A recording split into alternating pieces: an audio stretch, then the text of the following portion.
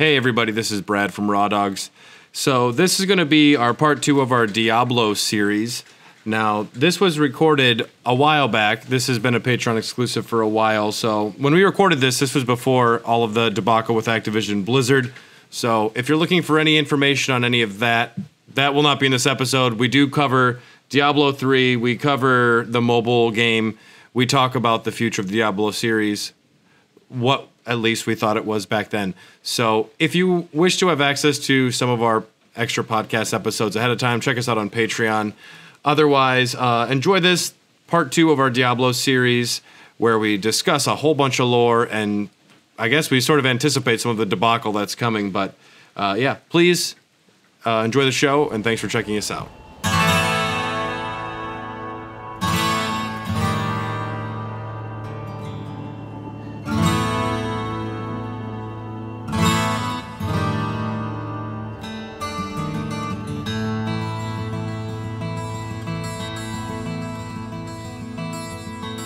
I'm Ian. Fast and loose, I think our boy here knows the most. You can stick it in your stash. Stay a while and listen. Yeah. Hello, everybody, and welcome to another exciting episode of Raw Dogs. I'm your level 28 barbarian. This is Brad. This is your level 88 Trapezon, and also known as Nick in this realm. In this realm. This is your level 70 Witch Doctor, David Jones. Goddamn summoner necromancer all the way.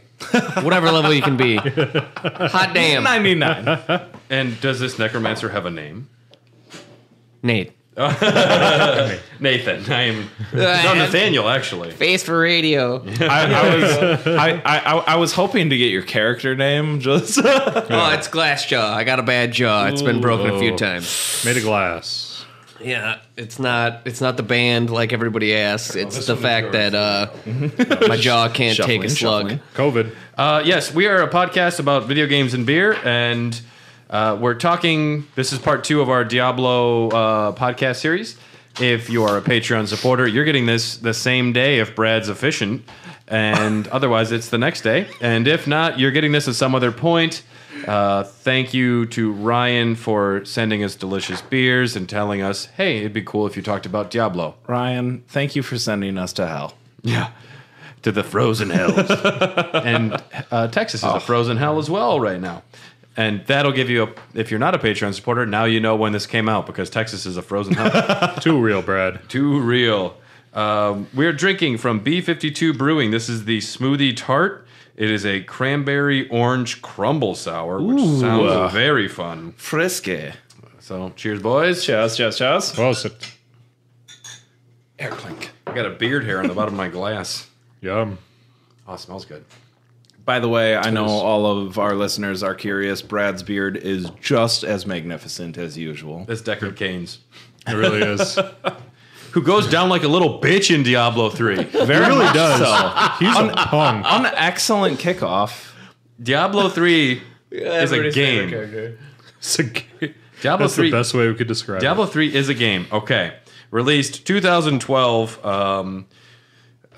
15th for PC and Mac. It came to the PS3 and the 360 in 2013 in September, and 2014 for the Xbone and the PS4. Like we said in the previous episode, the development began in 2001, was completely scrapped around 2005. Announced June 2008 was that they announced Diablo 3 is coming. Yes. And Diablo 3 is a very polarizing game. And to me, it suffers from the same things that like a Skyrim suffers from, where it's a game that, like Morrowind, people are crazy about because of the level of customizability, because of the immersive nature of the experience. And what gradually happens when something is popular is the later iterations need to be more accessible. Yes. They need to be easier to digest for new consumers, because they want everyone to play it. They don't just want the hardcores to play it. And Diablo 3, I would have been very curious to see what Brevik and them would have done, because Diablo 3, as someone, this is the only one that I've really played, but I've read all the lore and I'm familiar with the gameplay. They from what I've seen, they take the gameplay and dumb it down quite a bit.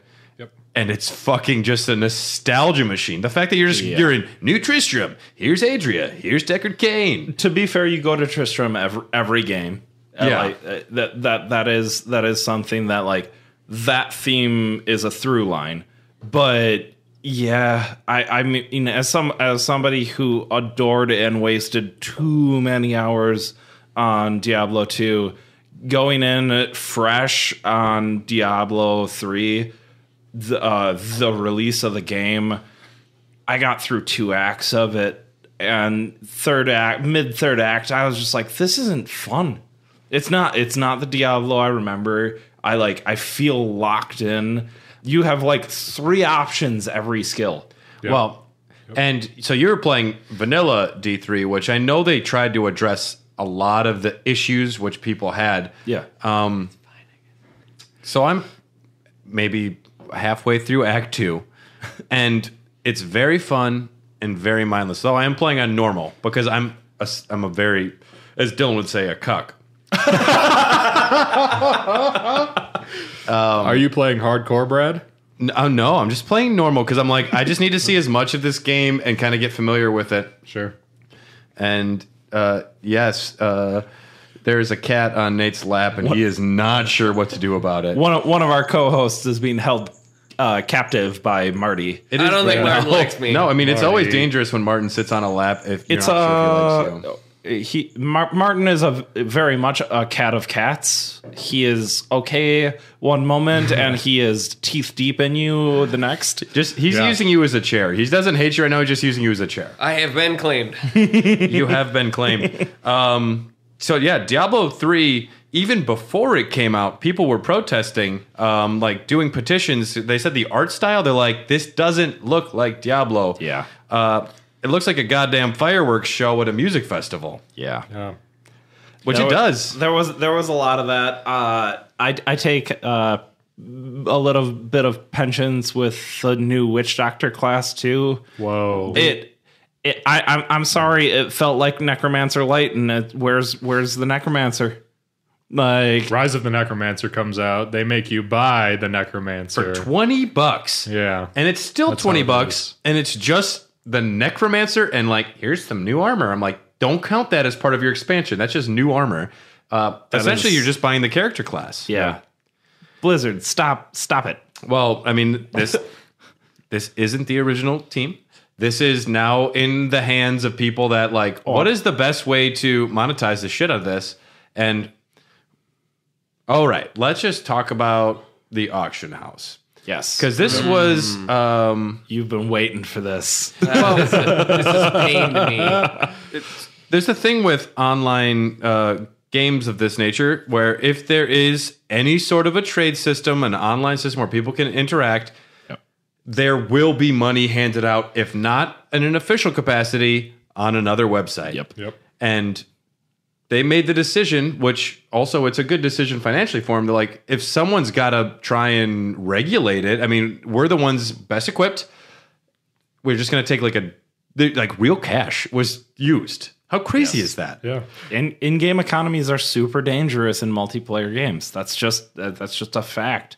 There will always be somebody with a little bit too much money in their pocket willing to spend money on their hobby, and that immediately destroys any sort of balance that the developers have worked years for. So in the relative scale of like economy, like you can't just make a free market economy in a game in which it doesn't use a modern currency and just expect it to work. Like it doesn't work in modern society. How do you expect your small scale thing to work in general? And it just is painful that they think that a bunch of software developers are like, oh, we're just gonna create this open market economy and it'll just be fine. Like everything will just be fine. It's like they're software developers. From my small understanding as a little Nintendo player, this was one of the first experimentations with like a real money auction house economy for a game like that was implemented into the systems that I know of. First like official one, yeah. But like at least in AAA, well-known immediate, you're going to have a market type of market. You know, Eve was something that kind of developed into itself, whereas they implemented this right away. They knew what they were doing. They were putting this in place to have it in place, and it didn't work. Okay, so you're in control of the economy. You also are in control of the loot that drops and like how regular certain items are going to be there. And I guess that was another big issue when Diablo 3 came out, was there was way too much loot dropping, but none of it was good loot. It still is. There's still just so much useless legendaries that just do nothing. And to be fair, that was Diablo 2. that was Diablo. I think that's a common. To be game fair, problem. Diablo 2, you had this outside real money auction house sort of. Because it's going to happen. Yeah. It's going to happen no matter what. You're going to go outside the bounds of the game to buy the best best gear. That's what you use your money Best for. beer you can. Best beer too. Not quite life. Yeah. Yeah. Well, and I think the huge reason why it happened is that Blizzard was trying to learn from what happened with World of Warcraft's gold economy, because I mean, if people don't know about that, have you been living under a rock? There are literally actual like Gold farmers. companies that have people put into what are telemarketing situations, except all they do is run routes in World of Warcraft and make money and then sell it. Like and Blizzard, what I think I'm just playing devil's advocate here, was trying to minimize a lot of that, or at least control it. Or it's like we need to regulate it. We want to be in control of it. We're gonna make money off. We want money off it. It's greedy. Corporate America is a thing. I think it's option number 3. Corporate America is a thing. And options 1 and 2 are really good excuses for 3. Yes. Oh, absolutely. Yeah. The thing is, like, even controlling global economies in exchange rates and things like that is super hard. What do you think creating essentially a new Bitcoin is going to do? Like, I mean, people are... All you got to do is be Elon Musk. Yeah. Well, Dogecoin. I saw a great like example of what it's like with having Dogecoin, and Elon Musk tweets, and it's like a roller coaster that goes like a little kid roller coaster, just goes up and down a lot. And that's all it is. I am planning on designing a app that just alerts me of whenever he tweets about anything on the stock market, so that I can just real quick invest and then a half an hour sell. False information. To the moon. I know. You're getting played. So yes, the auction house was a big botch. From all accounts, the loot system, and it's bad now, but initially, I guess, it dropped a shit, like way more bad loot. And I was listening to some other podcasts earlier, and they said, I played the vanilla game for a couple years, and as far as good loot, I only got like 2 or 3 pieces, which is going to drive up the value of all the good loot. Yep. And they're going to make more money off of it, which it's beneficial to them. Again, it goes back to something where I had earlier talked about Path of Exile, where like the economy scale for a free game compared to that loot like drives you to buy stuff because you're like, I'll support the game. But Diablo 3 being a already like standard priced game is like, shit, like, do I really want to start plugging more money into this, especially knowing that expansions are coming down the road and DLC? It's like starting to feel like kind of you're draining me a little bit. I am a gamer that will ferociously support studios that I believe in. I have already bought Baldur's Gate 3, and it is the most unfinished game I've ever played. Yeah. But I will happily keep on crushing on that, because if I can help elevate that game to what I know it can be, heck yes. I know Larian Studios is fantastic. I love their work. Their Divinity series is fantastic. As long as it's properly being said, like, we're just playing an alpha, like the game's not ready, and it's not early access, full game. Citizen. Larian is notorious for saying their game is going to be ready when it's ready. Oh, I'm so excited for Elden Ring, and I'm loving that they're not telling me about it because that means that they are being smart about it. Yeah. As well as Breath of the Wild. Pass on this conversation. Yes. Diablo 3, when it was released, massive fucking success because it's Diablo. What was it, Error 37, where servers crashed almost immediately on release. Yep. And then we want to talk about other issues. We're going to have always online DRM, which killed an entire Xbox system. Awful. Yep. It's a way for them to try and regulate hackers, modders, cheaters by you always have to be online. But for a single player experience, you're still being forced to always online. And it's just not, it's not okay. I mean, look at what happened to SimCity 2. Like it is time and time again that developers try and put out games like this, or honestly, it's studios. That's not a way that single player games function. People want that to be a thing that they just have. And I know plenty of people who are not full conspiracy theorist, but enough where it's like, I don't want to be online all the time. I don't want that to be like a thing that is like trackable or like. And apart from even that aspect, some people's like, my internet's down. Yeah. I just want to play my fucking single player game. And for a single player game to need to be online is still offensive today. Yes. And everything is always online now. And still, it's like, you don't need to know what I'm doing if I'm playing Final Fantasy 15. Yeah. It's like, you don't need to. And man, this was an issue as well. Diablo 3 had apart from being extremely successful on release, everyone was upset. Now, I was upset. There's a universal head nod around the table.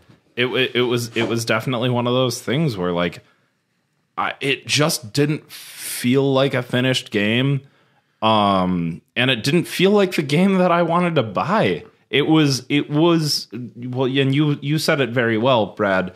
Of just it changed so much to welcome newcomers to the game that it alienated hardcore yes. OG players. Yes. 100%. They tried to make the game easy and more, playable for everybody, but that just totally alienated everybody else who was the core fan base of Diablo 1, Diablo 2. You didn't need to search for a larger fan base. No. And some of the other things, like they took out skill trees, at least from my experience with the console, I don't have to change anything about the way I play. When I level up or get new skills, that automatically puts stats in, which I don't mind. I don't mind that. If I'm just trying to have like a quick game, and I know too much about Tyrael that I just enjoy watching Tyrael, and that's fine. And I eventually go into my skills at some point because consoles have a limited number of buttons, and I'm like, okay, this one can cause bleeding on this hit. Yep. I'm someone at least aware enough as a console gamer that will experiment, but a lot of people will never change their core abilities and still play through the game. Yeah. And it sounds like we're shitting all over this, but I've enjoyed every moment I've put into Diablo 3 so far. Diablo 3 is very stuck in the meta of there is a specific build that works for a specific class, whether it's, the Bone Spear Necromancer or the Whirlwind Barbarian. Yeah. There is a very set of skills with a set of runes that are going to be good. You're going to push the leaderboards because that's what it's all about now. It's all about hitting the highest greater rifts and getting it the fastest, getting to the, top 100 of the leaderboards in the world. If you have to have these skills, you have to have these runes on these skills, you have to have these, this set weapon. You have to, it's all very meta and it's not very creative anymore. I've heard from some people critiquing the fact that, okay, so this game does a lot of the leveling for you. And I know a lot of people with Diablo 2, they just read about certain builds online. They're like, ooh, I like this build. So they're actually just kind of doing a little bit more manual work to pursue a build somebody else kind of designed. Yeah. But it's still fun. Like, it's still fun to go in there and, like, I'm understanding what makes this build unique. And just knowing that I'm putting these different, like, attributes and, like, runes or whatever, it's fun seeing the system work. And it is fun just to like just blow shit up. Yeah. You just go through, you speed through and just blow up some demons, and that's it at the end of the day, that's what's fun. It is instantly rewarding, and we made the joke earlier about it looking like a fireworks show at a music festival, because it's got that need to constantly give people like a little drip of happiness, of fun. And so when you kill something, when you blow up a trap, it's like it's like a Michael Bay film in a good way, though. It's like in not a bad way, because I don't think the game looks bad at all, and I've enjoyed. No, and it plays fun. It does. Yeah. I would compare the way that you use ARPG and ARPG for Diablo 2 and Diablo 3 as Diablo 2 was little a capitalized RPG. Yeah. And Diablo 3 is capital A small RPG. And yeah. Like even putting the RPG in there is probably being a little generous. Yeah. Fair. Essentially just using you do have a level of customization if you are an old school player. Like, yes, I'm happy I unlocked this skill for my barbarian because I understand that this shout will be effective for this way. Yeah. But I've already gotten to the point where my second skills, I like being able to attack multiple enemies at once as my barbarian, and I also have a bleeding thing, so I can do multiple bleeding attacks. And then, like, I've fallen into what I'm comfortable with, and I'm happy with what's happening. But I've been too spoiled now by like Bloodborns and Celestes and stuff that like I need real gameplay. It's become a click and point adventure in the like LucasArts games. I feel no danger. Unless you're playing hardcore. I fought the butcher earlier and I didn't feel intimidated once. No, exactly. Because I'm like, Carly yells fresh meat all the time. Sure she does, Brad. Sure she does. She's like, I guess I have a hot dog. That's actually literally what she says every time she walks in the door. Hot dog. It's raw dog. No. So the vanilla characters too. The vanilla characters are classic D&D. They also really are. They seem like they kind of just play like the D2 stuff. You have the barbarian, the big bad bashy person. The demon hunter is kind of like the Amazon plus assassin or rogue. D3. Yep. Monk is going to kind of be like a paladin. Witch doctor is a necromancer, and the wizard is a sorceress. Oh, you have crusader. Yeah. You have crusader who's like paladin. We're probably talking about monk is. Well, no, you're talking about the Reaper of Souls. I'm talking about vanilla D3. So, and then they did patch in a Paragon system where after you reach the level cap, you're able to further customize and get points. But the biggest shift after Diablo 3 was Reaper of Souls, because it's that opportunity that every game has, like Destiny is notorious as well. No one likes what we released, and here's an expansion pack that will fix everything we can. And we need Nolan North. We need Nolan North. He can fix this. God damn it. Peter Dinklebot. Peter Dinklebot. Sorry, Dinklebot. Does it ever actually? By the way, Peter Dinklage, I do love you. I love a lot of your roles. No, he's great. But Reaper of Souls releases March 25th, 2014. And it came out on the Switch actually in 2018, also with a unique console variant, which is kind of fun. Also, if you get Diablo 3 on the Switch, you get a Ganondorf skin. What? Yeah, talking about cosmetics. That is like the only cosmetic I'm interested in. Not like, oh, I got the Frostboner armor. I'm like, no, just give me the Ganondorf skin. Yeah. I need that nose. Yeah. I was going to make a Falcon Punch joke, but that is not the right character. It is a skin of him, but not the right character. Reaper of Souls comes out, and it comes with Loot 2.0 is what they call it, where they would have much less frequent loot drops with higher quality.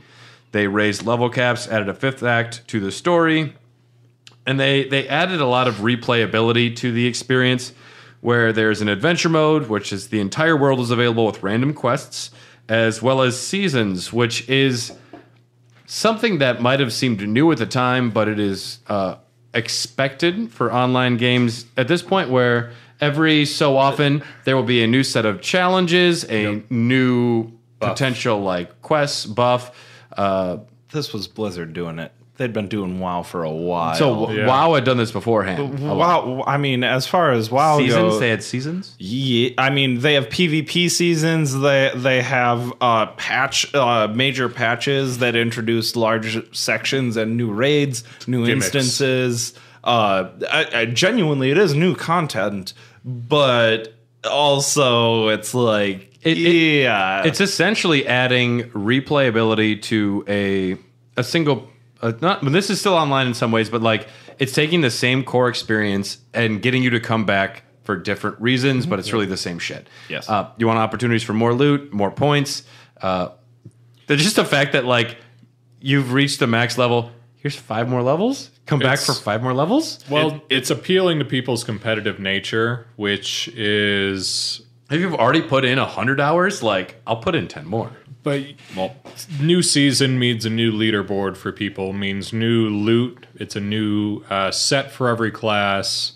It's a new gimmick. It's a new buff where you could have some effect if you go to a shrine or I think this year is a new cube slot or something like that.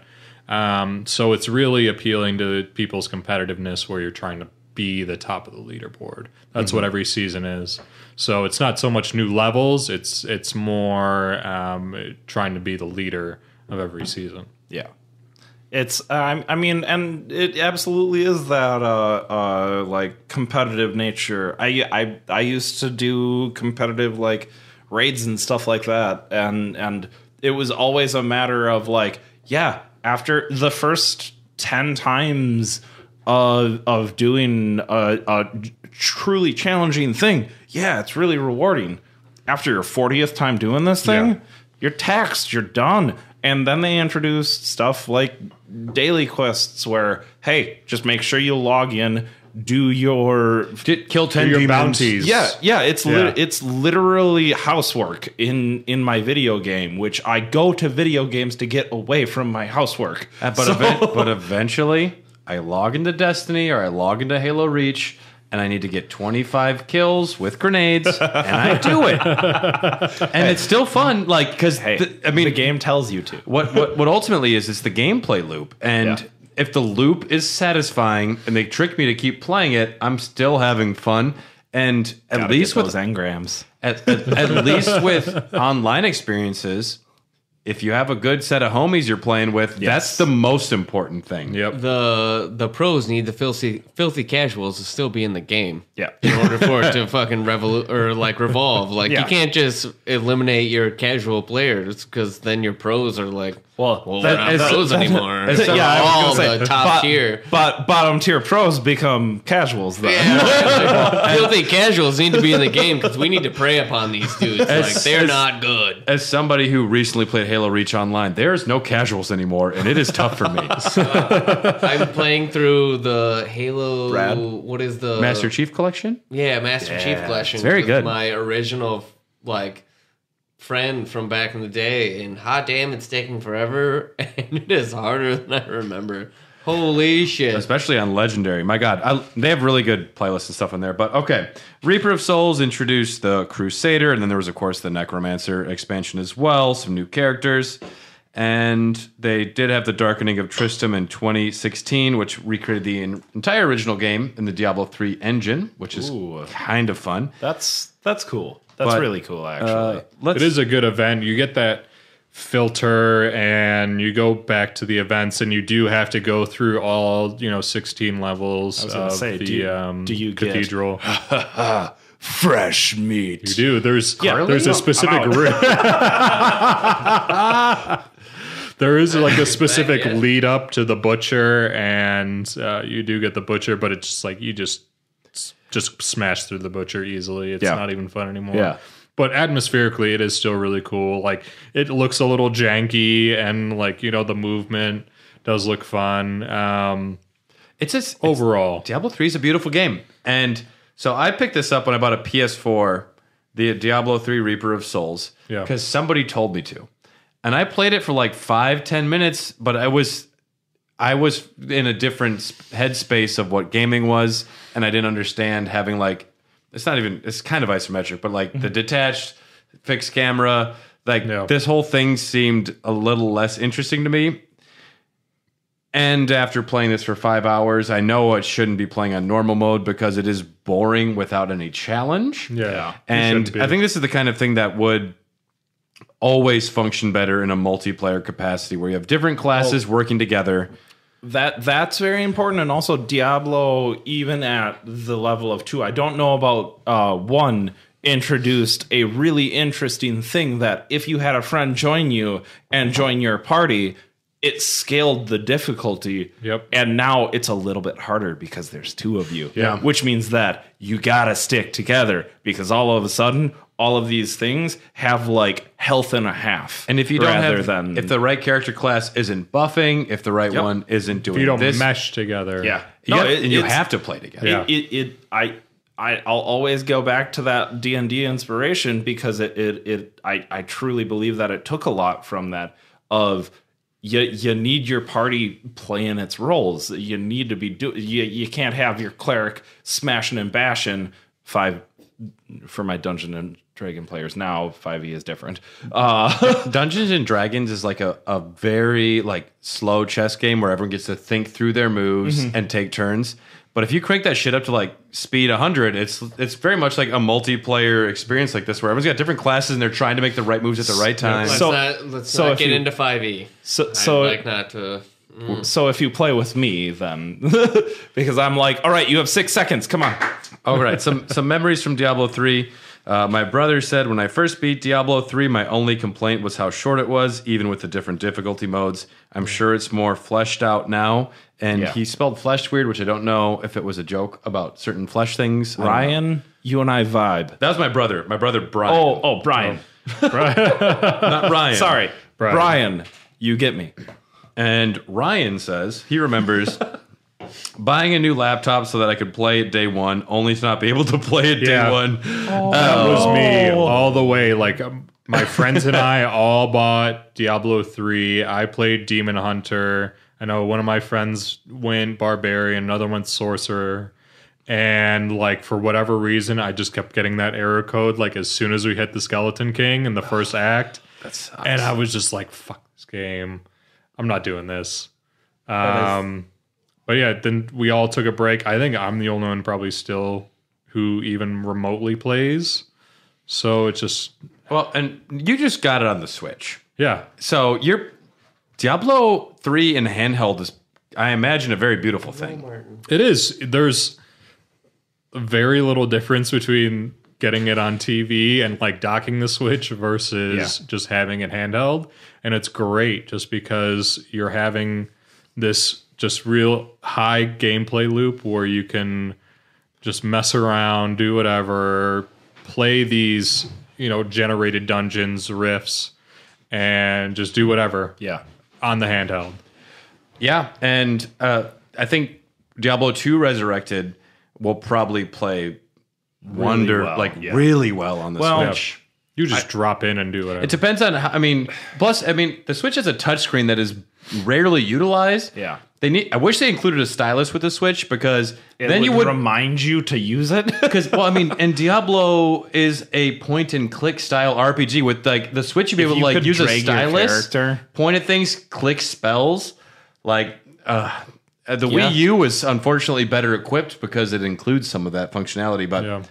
But Blizzard's Switch porters, if you need us on staff at any point, you can get a hold of us where, Brad? hairthedogcast@gmail.com. Honestly, we're easy to find and we're desperate for attention. Life. Fresh meat. Which translates across so many platforms now at this point, in like games and everything. Well done, Blizzard. We love everything. And all of this being said, I have enjoyed my time, though, with Diablo 3. It is a pretty game, and as someone who's new to the series, just listening to Adria talk after reading 2 books about her is exciting. Yeah. I read an entire book from her perspective. And I was like, oh, you're Adria, who I read a book from. It's Deckard Cain did a rap. I'm like, I read his book. Like, if Kanye released a book that I read before I heard him rap, it wouldn't be as good as Deckard Cain's. No, not even a chance. No. Not even a chance. Diablo 3 is very much the casual player who's like heard about Diablo. Either they were too young, their parents wouldn't let them get Diablo 2. They were like, it's got the devil in it. They saw Diablo 3 and they were like, yeah, we'll do it.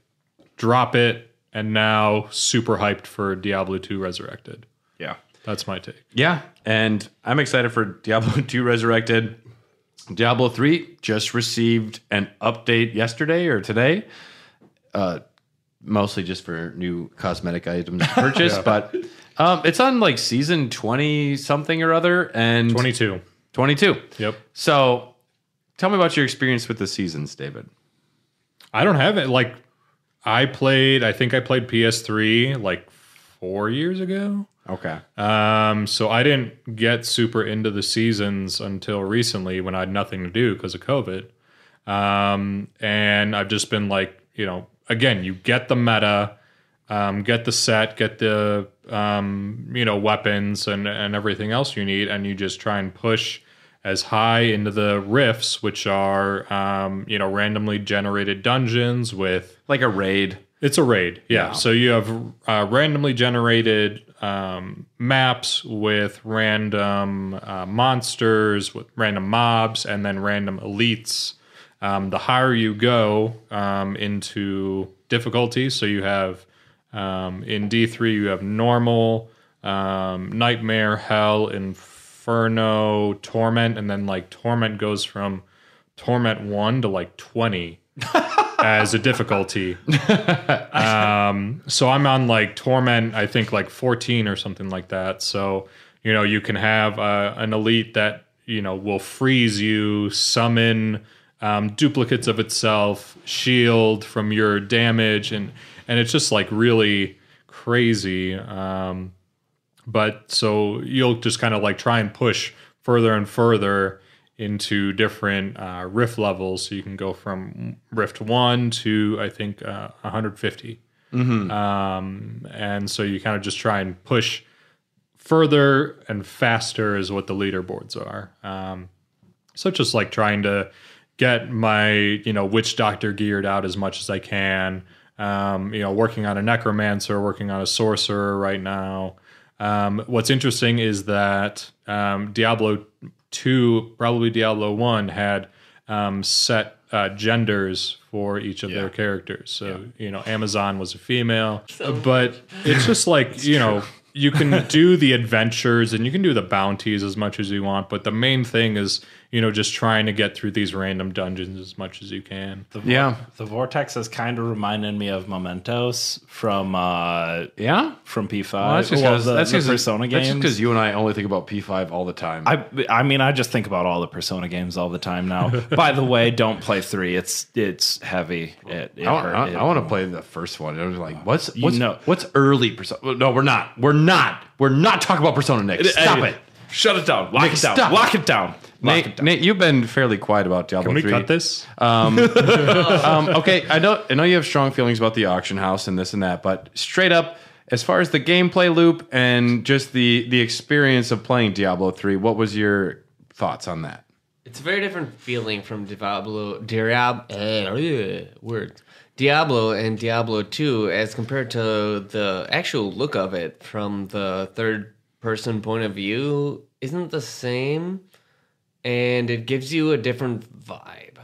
The perspective is closer and more like in depth as compared to like a third person that you'd expect from one of these games, which is drawn out and more of like a coaching point. It's a little closer, I think, to like ease in console gamers. Yeah. And again, I'll go back to like Path of Exile, so I've been playing that since, I don't know, some of my friends are very into it. Like, one of them is one of the leaderboard players, and he's in our guild, blah, blah, blah, and he just drops shit in our stash.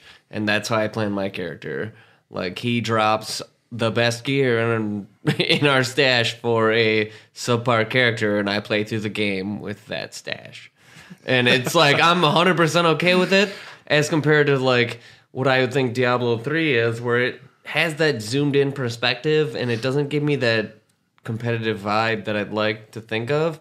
Whereas Path of Exile, like, I'll play through the entire game until I play through it until, like, whatever Act 8 or whatever the game has. Like, it has the same flaws, but you don't play through the same exact game multiple times. And then I'll just be like, yeah, I'm done. Like, I'm not going to hit a leaderboard. I'm not competing. I don't really care. It was fun. I'm done. And then, so new for Diablo 3 are cosmetics that you can farm, and I don't know if you can buy any yet, but you can get wings that go on your character. I got wings somehow. I already got 2 sets of wings. Do you have the Mercy wings? Or I don't put them on because I'm like, my guy looks cool. I don't want him to. You're a barbarian, Brad. You always look cool. And dude, he's got a good voice actor, which I've heard some of the voice acting is not great, but the barbarian voice actor is exquisite. So I think it's the Crusader or the Monk is the actor that's Jorah Mormont on Game of Thrones. Yeah. I'm gonna intercut some of that right here. I also have a pet that is a Starcraft ship or something. So I think Brad's pet is the battle cruiser from StarCraft. That would be it. Yeah. And it was like red instead of blue. Does it have little friends that fly around it too? No, not that. And then from this Maybe season, the Star Cruiser. It's the Terran starship. Oh, sure. Not the like cruiser from the the Protoss the cruiser. hammerhead looking. Yeah, thing? that thing. Yeah. And I'm pretty sure that's Battle it. Cruiser. And I'd be pretty embarrassed if it is Battle wasn't. Cruiser. So thanks for showing that. Battle Cruiser reporting. From this season, when you go, or no, so it's the Darkening of Tristram event. When you go through the event, kill the butcher, you get a little mini butcher pet. It follows you around and picks up your gold. That's goddamn cute. It is cute. He follows me around and picks up my gold for me. So I guess there's something like, I think 30 different pets you can find. Some of them are through the regular kind of achievement sort of thing. Kill this boss on this level. Log in this week thing. and get 20 kills, and then you can have the treasure goblin pet. Exactly. Also, just buy 10 bags of Doritos and you can have it. The Mountain Dew activation can. Dude, you just get like a little Mountain Dew can that runs around and beats shit up. I'll fucking take it. It just shakes itself up and shoots at people. And it would sell, and it would be great. Diablo 3, for all of its things that people didn't like and actively were upset with, I think at its core is a good game, and I think it also, the story is fun. Like it caters. It's like The Force Awakens is to Star Wars. It's like Disney was given access to an IP, and they did the most obvious, straightforward thing, and that's what Diablo 3 is. But that being said, the straightforward gameplay loop still works, and the straightforward nostalgia-driven story still works because you're just hitting all the buttons and the characters that I like. I think completely agree with Brad. It just totally caters to the person who's first time in Diablo, and it's just you want to make it casual, and you just want to hit it like a few buttons and not think too much about it. I'm going to hit the A button and the R button, and then my character's just going to destroy a bunch of demons, and you can just drop in and do this at a session at a time. I'll play maybe 20-30 minutes whenever, and it does drop out, and then just we'll be fine with it. It does a thing too that I guess kind of maybe the more like the Mandalorian does, but with Diablo 3 they take these characters that if you play the original games, Adria, Deckard Cain, and King Leoric and the Skeleton King. and they introduce new players to these characters. And then if they wanted to go back, it's more interesting to them because, like, oh, I've seen this character. I would say this. I honestly think that Diablo 3 is probably the easiest jumping point for the series. Yeah.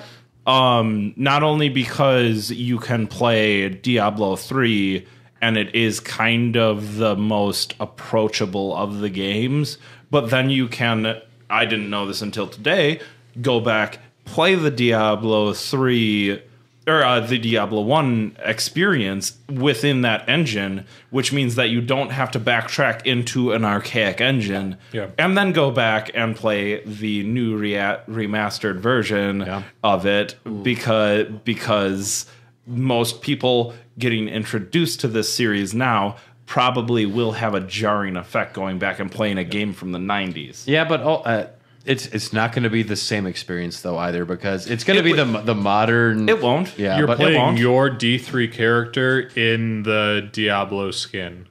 It's like it's like when someone says their story beats. Do you still get the? It's literally you're going through... Or is it just the dungeon? The Darkening of Tristram event is the dungeon of Cathedral 1 through 16. All right. Retracted then. Play I don't know. Play Diablo 1, then play Diablo 2, then play Diablo 3. Exactly. And then they totally set themselves up for, through the Reaper of Souls for Diablo 4. Because they're like, all right, well, Malthael's got the Black Soul Stone. He's collecting all the demon souls in it. And then it's going to break. And then everybody's going to get released again. Spoiler alert. Nate, one last thought before we go to break here. Quick. I think a remastered version of all of them with a fast forward would be fantastic. Diablo 1, 2, and 3, because even with the expansion of Diablo 2, you could release all those games in a quick expansion that you could play through super fast.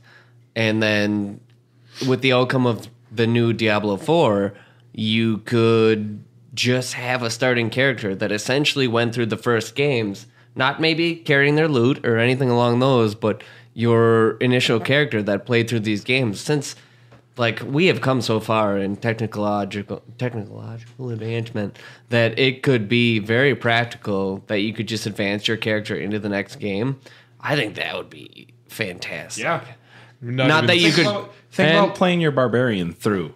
Or like not even your same barbarian, but like progeny, like you have your family line. As long as he's always naked, I don't give a fuck. and on that doesn't wear pants. We're going to take a quick break to hear from some of the other amazing shows from the Greenlit Podcast Network. All right, we'll be right back.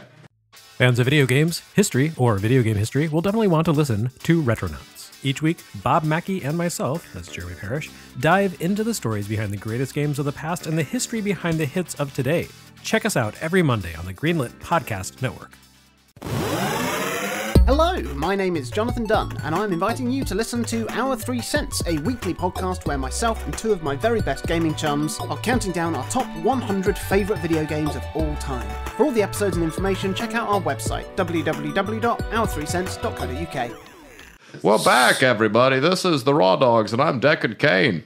Welcome back. We're here to talk about some stupid fucking mobile game in Project Hades. Come stay a while. and get mad. Well, okay, so they were working on, at one point, a game called Project Hades in development. There's not much to say about it other than it is a canceled game that would have been Diablo done in the style of Dark Souls.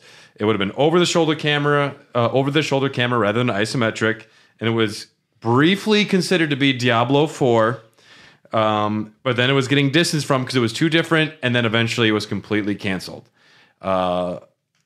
Potential, of course, there's room in the Diablo universe for other styles of games, I think, to exist, but the fact that they were just like, it's the Dark Souls version... I don't like people just aping on one game, even though it deserves it. Quite frankly, I'm very sick of Souls-like games because unless it's made well, it's not Souls-like. There are too many games coming out with literally Steam has a tag now that says Souls-like, and I'm just like, that's not.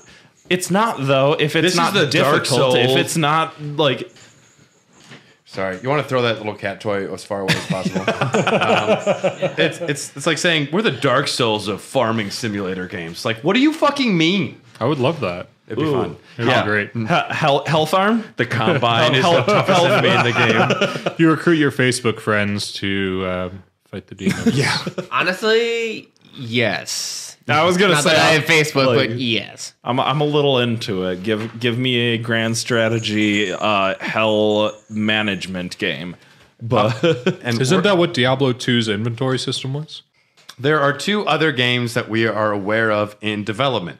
Now, the one we're going to talk about first was announced in November 2018, and everyone was sitting there waiting for the fucking announcement of Diablo 4. And they announced a mobile game called Diablo Immortal. Ooh. And yeah, the secret boo, like the secret mobile level. Everyone booed like a bunch of cows in a cow level. Boo boo. You guys have phones, right? Boo. Boo. My favorite thing is that there's a Q&A afterwards, and some fan came up and was like, is this an April Fool's joke that's just a little out of season? Like, you're not serious, right? But I mean, they are known for it. Yeah. there is an upcoming MMO mobile game, free to play. The plot takes place between 2 and 3. Will feature a cross-player marketplace where players can buy and sell materials and gems, but not armor. Oh, Because that's yeah. what is the controversial thing. That's the Yes, crossing that's line. the problem. Shit. 2 trailers received 342,000 dislikes to 27,000 likes, Yep. and 766,000 dislikes to 32,000 likes. It was a meme. I did watch a video about it today because they released one with the recent BlizzCon, and I mean, as far as a mobile game goes, I hate them, but this one looks playable, and it's got the point and click nature. It's stupid, and I hate mobile games. I don't know. I'm trying to I think the game looks like it plays fine, but it's nothing that anyone wants, and it's nothing that anyone needs. Those 32,000 likes were all bots. Brad, you're a beautiful soul. I love your optimistic mindset. Also, fuck mobile games. No, I mean, if the only console I had was my cell phone and Diablo was on there, I could figure out a way to play that. You can. I also won't and never will, but I'm just saying, You could emulate something somehow to play, maybe Game Boy Advance games, Game Boy Color games. I mean, it's so very obviously just like a mobile cash grab. It really is. How many of us would play Diablo 2 on our phone? I don't play games on my phone. Well, So Diablo 2, just going back and being like, I got nothing to do, I'm at work, this or that, I got my 5-minute break that you're talking about, and you point and click, you can make that crush the Den of Evils on Nightmare real right, quick. you can be a Diablo in 15 minutes, this and that. I think Diablo 2 or all these games can be put on a mobile platform, and honestly, function. But if it's playable is one thing, but as a mobile game, it needs to be able to be played very incrementally at small points of time, and it needs to be crippling in how it tries to squeeze money out of you. Mobile games do that. Mobile games just do that. It's part of their design, and they blast you with ads. They stay a while and give us some money for your new skin. You kill 5 demons and then an ad pops up and then take it's out that Viagra. Yes, that was, by the way, that 5 wasn't second Deckard ads. Cain. That was Deckard Payne, his evil cousin. I could use some Viagra. I'm a little bit old. What's that on your pussy? You got some mold? Adria, no. If you can convince that studio to sell the game at even $20, and it is just the hard copy of the game without any of the monetization, I agree with you 100%. Yeah. But what do the controls look like? Is it going to be touchscreen? It's point and click. Awful. If you can point and click hotkey with, some of the certain skills you need, you could make.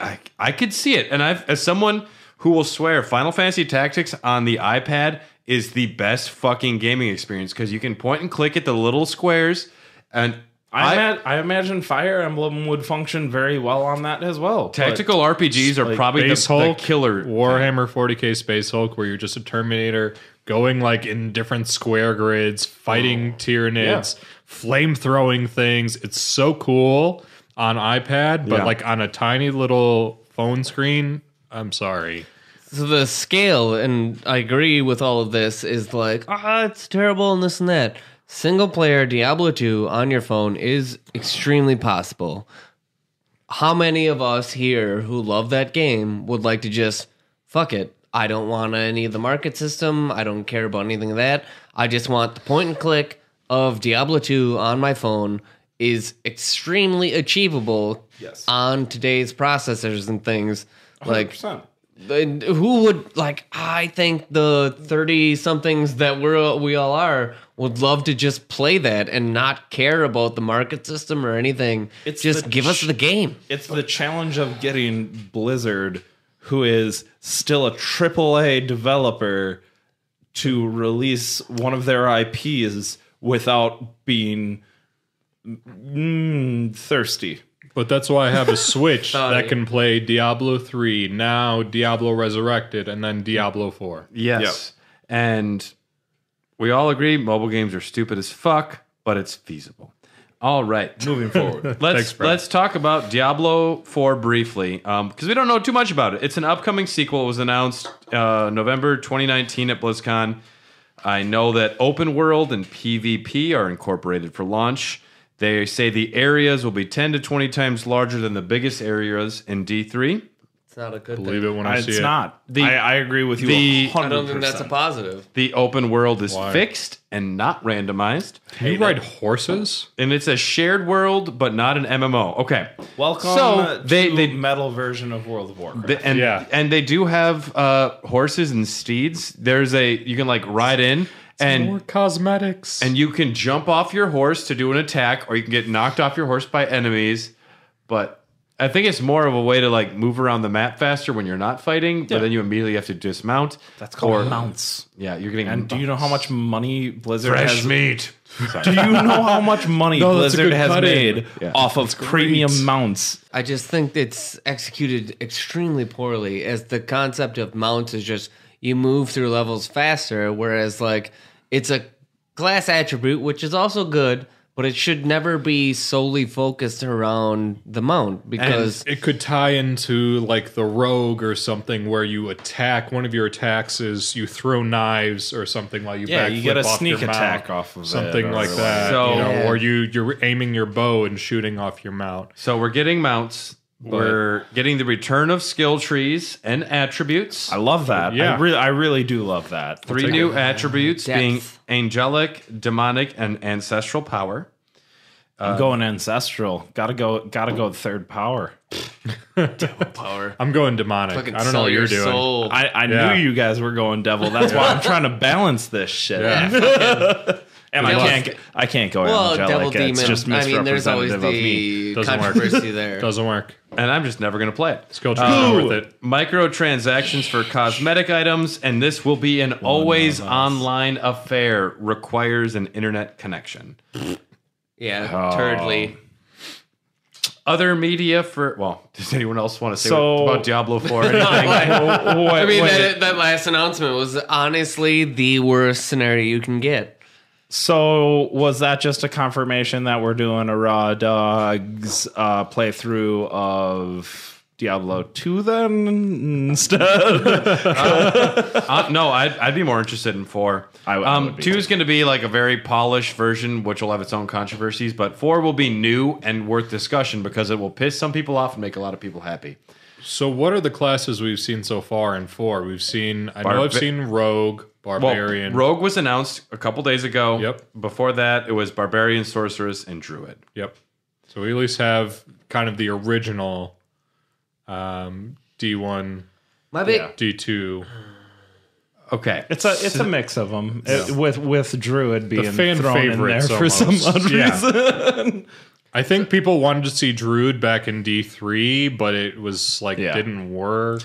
It was one of the most customizable for sure, and with the introduction of more depth in customizing your character with D4, I think that will benefit because you can actually up your like agility to be a cat druid or whatever it may be. I'll World of Warcraft druid. Yeah. So. Hot damn. I mean, I expect them to take inspiration. Some other Diablo media. There was actually a Dungeons and Dragons Diablo edition release with a cow level expansion. There was two board games. I need that in my life. 2 board games, awesome. including Diablo Chess and Diablo 3 Mahjong. 10 Diablo novels. There was a comic book and a comic book series separate there. There's a book series, which I've read 2 of. The Book of Cain, which is the lore of Diablos 1 and 2. Book of Tyrael, the lore of Diablo 3. And Book of Adria, the bestiary. And Heroes of the Storm is a crossover multiplayer-only battle arena for Windows and Mac, which features Warcraft, Diablo, StarCraft, and Overwatch characters. Blah, blah, blah. Closing thoughts on the video game series from Ryan. I'm going to read this before we get into the lore. Yeah. Ryan says, I haven't played Diablo 3 since the expansion came out, but when COVID lockdown started, I picked it up again since some of my friends were talking about playing it again. Since then, I have started each new season and played as every class. Necromancer is still the best, in my opinion. It's been a great stress reliever and a great way to stay in touch with some old friends. Really looking forward to Diablo 4. Yeah. I love it. I wish Necromancer was free. It would have encouraged me to go back to it. They just got greedy. That's all it is. It's out of money. So let us cleanse all of the gameplay from our systems. We're through the games. Okay. Long ago, there was nothing but a tiny little pearl. And in this pearl was the being Anu. This is the beginning of the fucking whole universe. Anu is the first being in Diablo. So Anu consisted of all good, evil, everything. So no, this isn't like the classic God, because God was pure good. Yeah, more Iluvatar of Lord. This is more Lord of the Rings for sure. Yeah. This is more Iluvatar. He wanted to expel all the evil from him inside of this pearl and created Tathamet. Morgoth. Tathamet, the 7-headed dragon, the 7 heads being the like some random Maiar. Everything just ties back to Lord of the Rings here. Knockoff. So. I mean, D&D may or may not have taken some inspiration from the Lord of the Rings. And There was H.R. Geiger. So there was Anu who cast out his evil, and then there was Tathamet, the 7-headed dragon made out of all the negative shit. They battle each other for countless ages inside of this pearl. After millennia of battle, their conflict ends in a big bang. So this is kind of at the core, still adheres to at least how our universe would work. There was a big bang Creation theory. Yeah, it's a creation theory, how things started. Their bodies exploded, and out of Tathamet's 7 heads, the 7 heads created the 7 evils, the 3 primevals, and the 4 lesser evils, which kind of, we talked about this earlier, seems a little arbitrary to say that some are prime and some are lesser, because the lesser ones spend much of this, like, the known history as the primary evils in hell. The primary powers, at the very least. Yeah. Well, the older brothers are like, you go off and do that shit. Well, and I love the like narrative of it of Mephisto. Yeah. He's kind of the leader and head of all of it, and his entire plan was to the head of it. Is that you laugh because that was a pun? Well, I'm reading that, and I'm reading your notes on Imperius, and he's like, he's butthurt. And he couldn't dominate that demon ass. And I was like, he really was. Imperius was a punk ass. Well, yeah, okay. Yeah, so sorry. Going forward, Nick. I actually wrote that, but Mephisto. I read your outline, or most of it at least. I describe Imperius. Skimmed it. I describe Imperius as having the fatal flaw of pride. Yeah. When Tyrael created a pact between the heavens and hells, he was butthurt. He couldn't dominate that demon ass. Which is true. He's just like, I just like killing demons, dude. I can't even do it. This is fucking stupid, dude. Are you stupid? Imperius the Chad. I always appreciate those notes because it brings me out of like the narrative, and I'm like, oh yeah, remember, this is like, okay. to bring it down, like a real level. Their bodies exploded and created the 7 evils and the burning hells is what happened out of Tathamet. And then you have when Anu explodes, he forms his spine creates an arc. the crystal arc, Yes. which is what heaven is kind of built on. And then also the world stone is the eye of Anu. And it's luckily it wasn't plural, the eye of Anus. Anus. Yeah. Because I've seen some brown eyes before, am I right? No. Fresh meat. Nope. We just need like a sound clip that we can just plug in. Just a button. Why do you think he says it every time? So the three primevals and the four lesser evils, and there's the Injurious Council, which is the high heavens.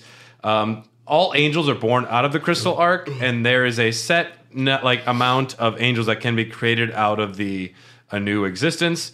And Imperius is kind of in charge, the Archangel of Valor. Tyrael is the Dude of Justice, who becomes big Coolest dude. Yep. There's a Big few other Asian ones. dick. BDE. Malthael is the one probably that's got the most interesting arc because he becomes an angel that ultimately has a pretty big fall. Yes. Reaper. And we don't need to talk too much about like the individual ones. We can. I mean, I like the wisdom archangel just Raphael. because He's the most because confusing. he's- well, yeah. When it said that because he has And the also I think that Chaladar. 4 is gonna have something to do with him. Yeah, there'll be implications after Reaper of Souls. Yeah. He's got the Chalice of Wisdom, which contains living light that allows Malthael to see the web of connectivity that binds all things.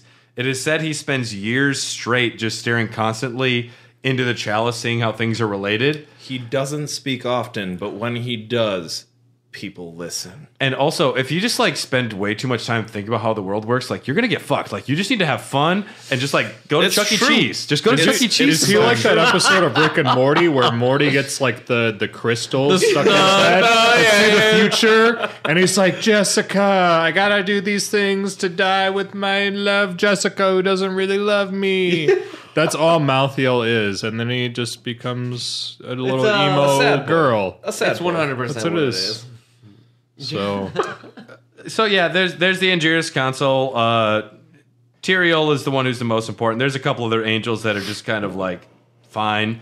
And there's the 7 primevals: Diablo, Baal, who is the Lord of Destruction, Mephisto, the Lord of Hatred. Baal. They all have very profound how much they love people to not feel good. Yeah, And we don't need to get too much into necessarily all of it. but it is very specific to they will, to the point of self-harm, obsess over their specific sin, which I find interesting and a unique characteristic that you don't see very often. Generally, the devils or whatever we're referring to these as, they are obsessed with inflicting it on others. Duriel is the one that Tyrael is pain. it is, yes, the Lord of Pain, and in the absence of others will actually torture himself. Oh man, you're too hardcore. so metal. It's so metal.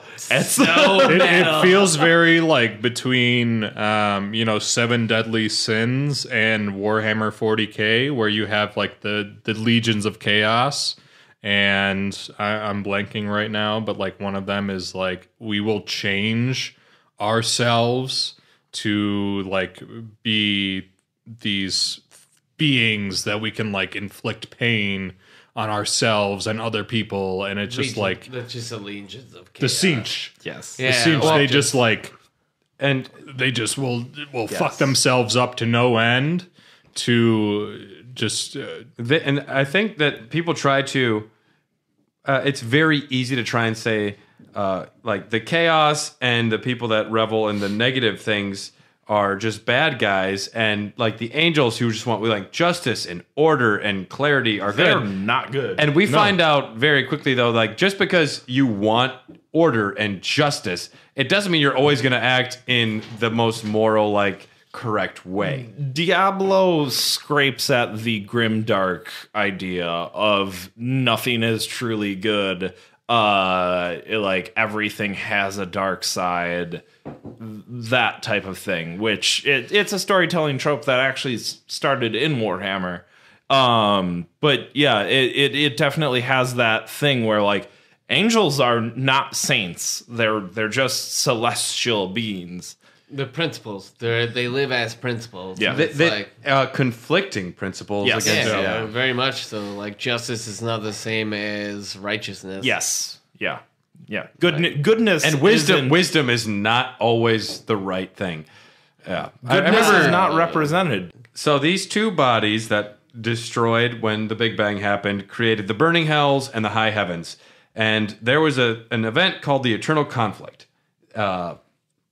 At the epicenter of reality is Pandemonium. It is the scar of the universe's violent birth. It's kind of like a between the two areas.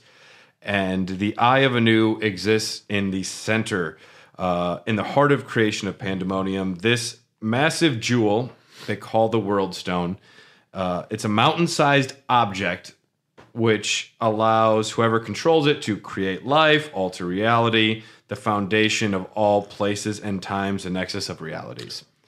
And this is what the Eternal Conflict is fought over. The high heavens and the burning hells for forever. This is what they fucking fight over because they want to control it so they can create more of each other or more of themselves.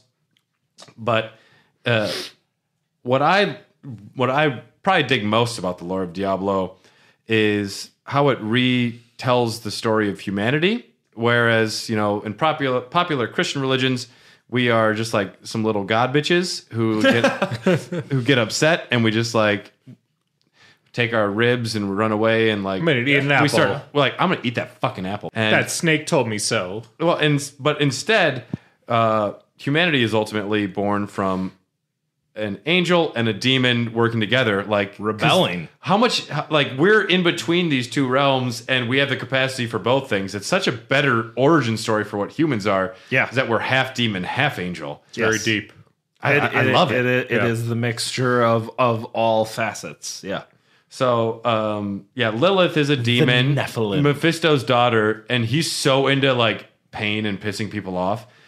And so he's not nice to his daughter. Just like, fuck you, Dad. I'm gonna date an angel. And So like you said I couldn't. But I'm gonna typical date him. teenager, Yeah. rebellious. Yeah. I mean, very, very relatable. In the human aspect of it, like, fuck you, Dad. Goes to date the exact opposite of what your dad would want an angel. You better not fuck him. I'm gonna fuck his. I'm gonna brains fuck him out. and make this Nephilim baby. We're gonna have humans. Do you think angels only do it missionary with the lights off? No.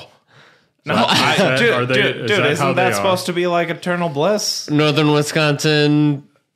Never mind. No, Malthiel has looked way too long into the wisdom. He's like, He's looking in the chalice and is like, What do you think he's staring at the whole it's time? all It's just porn. different porn.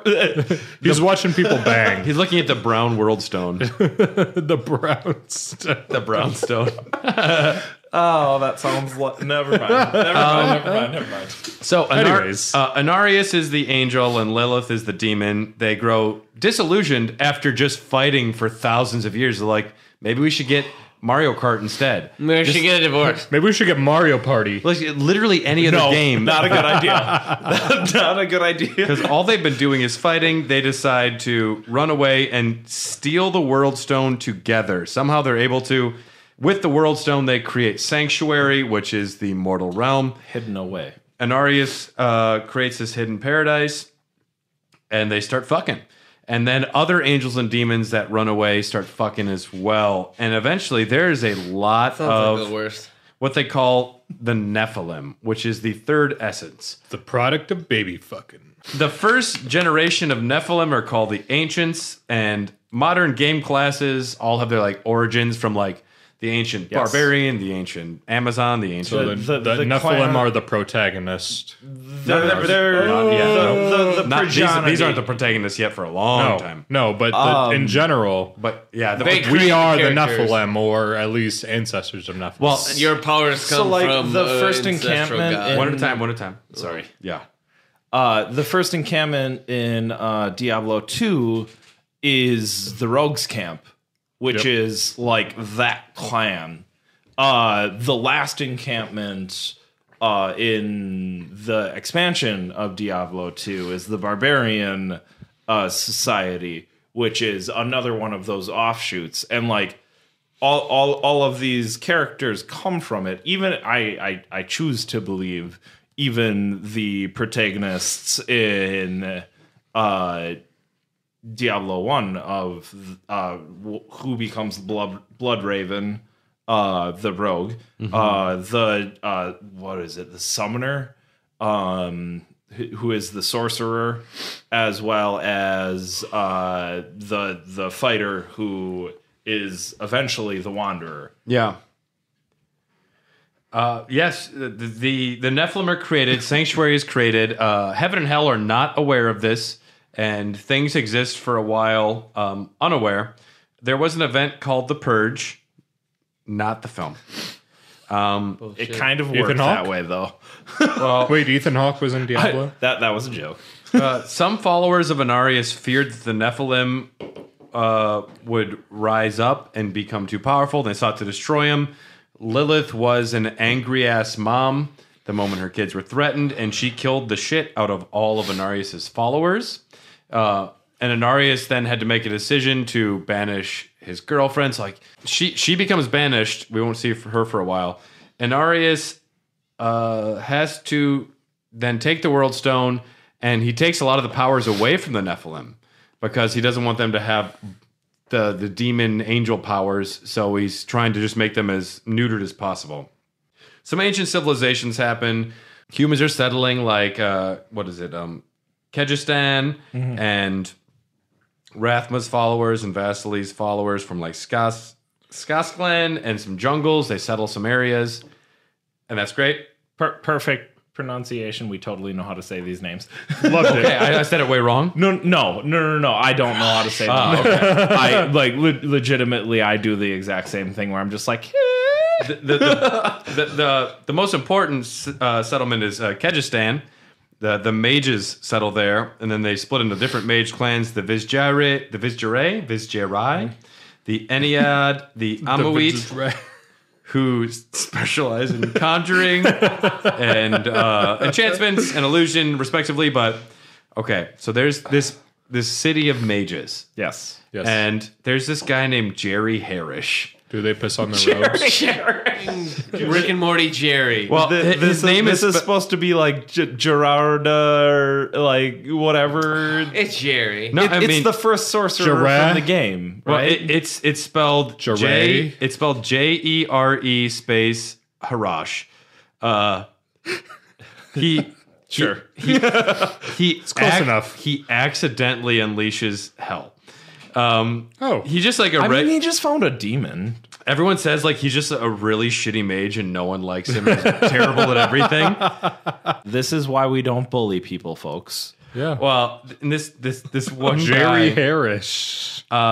he had some family members killed and he got so pissed off. He reached out, as many of the Vizjari had attempted before, but for some reason he invited a spirit into Sanctuary. He didn't realize it was a spirit of hell. All of a sudden he opens a portal. Fucking Jerry. Fucking Jerry. Jere Harash here. Dude, and to Jerry's credit, he's like, oh, I fucked up. I think that was bad. Hey, I'm in the big boy leagues. He realizes this shit was evil. He chains up the demon, which just sounds like a good movie. He's like accidentally summons a demon. First thing he does is like chain it up and he runs to his. It's like a Bruce Willis movie. And he's like runs to the principal like, I did something. I fucked up real bad. So we were joking about it sounding like Jerry from Rick and Morty, but now it really does sound like Jerry from Rick and Morty. Hey Rick, I summoned a demon. Rick. Could be the same. Oh, could be man. the same thing. It might actually be Jerry from a different reality. Oh shit! Even though Jerry sucks. It's all tied together. Jerry sucks in every reality. Sorry. Anyways, getting back to Diablo. Well, I mean, then we have Jerry. So this happened, and the Vizjari and tweeted us, please, because I am not pronouncing it. Vizjari? They decided, like, Jerry, this is okay, but we're gonna take what happened and use it. So they decided to keep this a secret from all the other mages and all the other people in the world. And they just keep summoning demons to try and learn more about what's going on. And eventually, a religion is formed because they don't realize these demons are pure fucking evil. These long-tongued, red-skinned, evil assholes. And they form the Triune, which is a seemingly altruistic religion that worships 3 benevolent spirits. There's Dialon, the spirit of determination, Diablo. Mephis, the spirit of love, Mephisto. And Bala, the spirit of creation, Baal. By the way, those are all the opposites of their epitaphs. Which makes I was sense. about to say. Yeah, no. As far as deceit and stuff like that goes, yes. But it can be respectfully understood in the reverse. Like twisted, you know? terror, destruction, creation. I create destruction. Dylon. I want everything. Dylon. This religion creates the Grand Temple of Kajan, and were so insistent that they were peaceful that they created warriors called Peace Warders. Yep. We don't like war. Yes. This is our army. This is our peace. Yeah. We're against war, so we're the warders. Welcome to the Spanish Inquisition. Nobody was expecting the Jesus Christ. Spanish Inquisition. Let's not go to actual reality. All right. Well, we have enough time, so we're going to talk about Uldyssian. Uldyssian. Hell yeah. Your boy. I named this title of this chapter, Uldyssian Doesn't Like Religion. That's fair.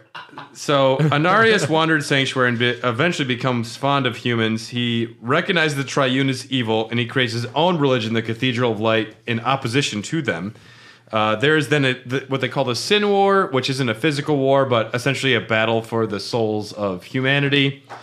And this motherfucker named Uldyssian comes up, and one day just like, you know what? Religion is bullshit. Like, all of them. All of it's stupid. We live a mortal life. Just be moral with each other. Be cool. Like, fuck your Cathedral of Light. Fuck your Triune. I've had enough. And right when this happens, he has like a superhero journey where he discovers he has all these superpowers when he realizes religion's stupid. While he was protecting a woman from getting raped by a priest. Wow. Sounds accurate. No, she's not a child, you asshole. She's of age. She was damn. 18, She David. was 18. And also a woman. Ouch. So then he spreads the word around the world and awakens Nephilim powers in others. Eventually, so it turns out the woman he protected from rape was Lilith, the demon who helped create humans. Humankind then discovers the World Stone. Uldyssian uses it to further empower the Nephilim. Tyrael then brings the forces of the high heavens down to help Anarius to try and stop the burning hells and to stop the rising of the Nephilim. Uldyssian says, fuck you to both of them. This guy... Such a human move. Dude, he banishes the demons back to hell and the angels back to heaven. He's like, fuck both of you. This is my shit. And then, realizing that the power he had was too dangerous, he chooses humanity over godhood, takes the Nephilim powers and diminishes them and explodes himself. And he's like, no one should have this power. No one's going to be as moral as me. This is dangerous. So he ends like the power of the Nephilim. Like, Uldyssian, not the hero we need or deserve, but the guy with the biggest dick for sure. Yeah, maybe. I don't know. I'm just saying Uldyssian did a lot of like... He definitely had some BDE, going on sure, yeah. when he was like, fuck you guys, I'm going to just win the Sin War. Fuck you, you're going home. So, like, fuck it all, I'm going home. I'm just saying I'm ready to play a God of War style Diablo 0 as Uldyssian. You are. Holy You're going hell. to save a woman, a.k.a. demon woman, from being raped by a priest, and then just destroy both angels. I kind of see you on that one, like just fuck up angels and demons. Dude, it's Like it matters. Darksiders. Wait, I think that's actually a game called Diablo. So that might already be existent. So Tyrael, witnessing the utterly giant member of Uldyssian, he's like, he realizes, he witnessed the selfless act of humanity, and he's like, humans fucking rock, dude. They're so cool. I like them, dude. I'm going to get their second album. And he begun, that's when he begins to bend his strict following of the rules of heaven. He's like, I need to make sure the humans are okay. And then this was also when a truce was struck between heaven and hell. Anarius was... Well, there was a truce that, we're going to stay away from the affairs of Sanctuary, but the agreement also involves Anarius being given to hell for eternal torment and mutilation. Are we going to see that in Diablo 4? Goddamn weak exchange. Well, Diablo... We don't know. What we know about Diablo 4 is that cultists are going to resurrect Lilith, the lady demon who is the mother of all humanity. Yeah. That's all we know so far.